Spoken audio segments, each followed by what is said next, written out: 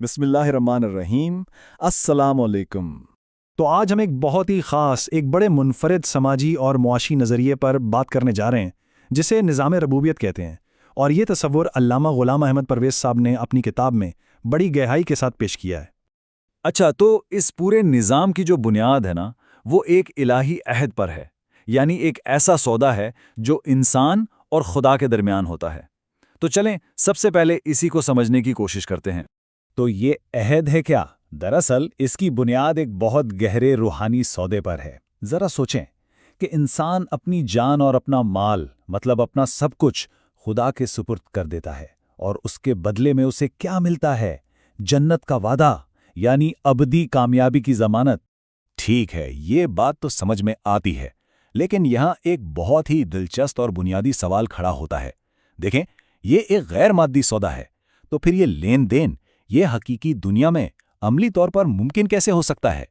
سب سے بڑا چیلنج تو یہی ہے کہ اس کا طریقہ کیا ہوگا۔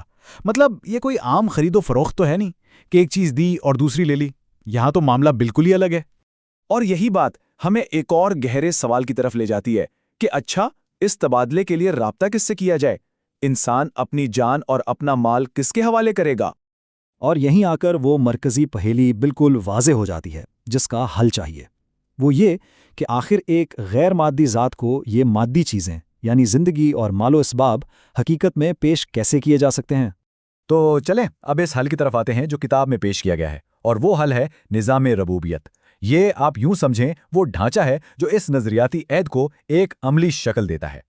تو یہ نظام ربوبیت ہے کیا؟ یہ اصل میں انسانی ترقی کے لیے بنایا گیا ایک معاشرہ ہے، ایک ایسا معاشرہ جو باہمی تعاون اور ایک مشترکہ اعلیٰ نسب العین پر قائم ہو، اور یہی وہ چیز ہے جو اس عہد کو ایک ٹھوس شکل دیتی ہے۔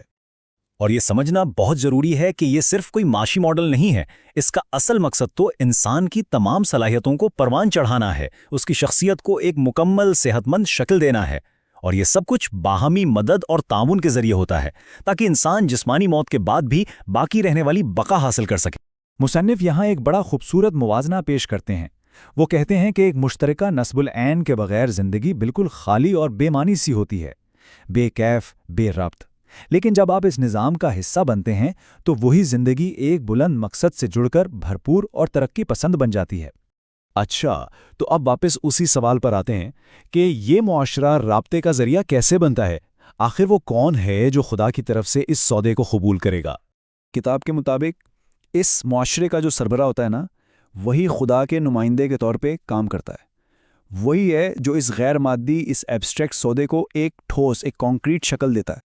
اور اس نظریے کی دلیل کے طور پر قرآن کی یہ آیت پیش کی جاتی ہے، ان الذین یبایعونک انما یبایعون اللہ ید اللہ فوق ایدیہم، یعنی بے شک جو لوگ آپ سے بیعت کرتے ہیں وہ دراصل اللہ ہی سے بیعت کرتے ہیں، اور اللہ کا ہاتھ ان کے ہاتھوں کے اوپر ہے۔ تو یہاں یہ واضح کیا جا رہا ہے کہ نبی صلی اللہ علیہ وسلم سے کی گئی بیعت اللہ سے بیعت ہے۔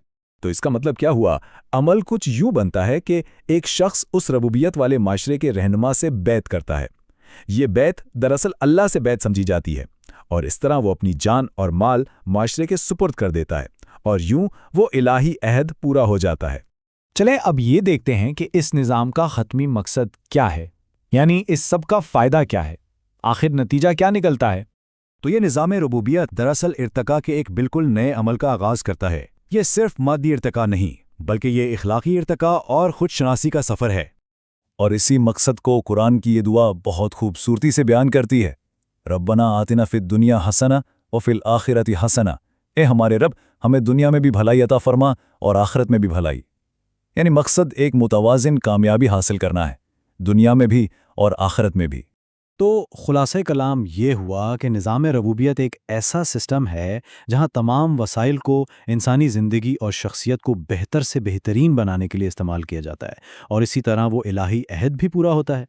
اس تجزیے کا ماخذ علامہ غلام احمد پرویز کی کتاب اسلام ایک چیلنج مذہب کو ہے، اور اسی کے ساتھ آج کا ہمارا موضوع یہیں ختم ہوتا ہے۔ انشاءاللہ اگلے موضوع کے ساتھ پھر حاضر ہوں گے، تب تک کے لیے اللہ حافظ۔